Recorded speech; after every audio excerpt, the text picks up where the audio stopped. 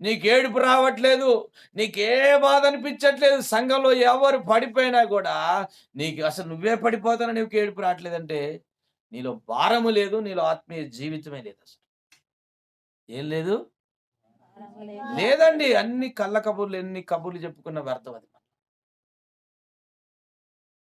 ఎందుకంటే భక్తుల జీవితాలు మనకేంటిది, మాదిరిగా ఉన్నాయి, ముంగుర్తిగా ఉన్నాయి.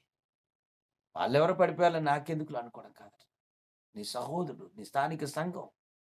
కాబట్టి అందరికీ మనం సహాయం చేయలేకపోవచ్చు కానీ, మనను దేవుడు ఏర్పరిచిన సంఘం, మన కుటుంబం అంటూ మనకుందిగా. మన కుటుంబం, మన బిడ్డలు, మన అన్న తమ్ముల కొరకైతే ప్రయాసపడతాం కదా. మనం అలాంటి మనస్సును కలిగి ఉండాలని ప్రభు మనతో మాట్లాడుతున్నాడు. నెహమ్యాలో ఆ మనస్సు ఉంది. ఈరోజు నీకు నాకు ఆ మనస్సు కావాలని దేవుడు ఆశపడుతున్నాడు. ఆమేన్. ఆ భారం మనం అనుకుంటే రాదండి నిజంగా.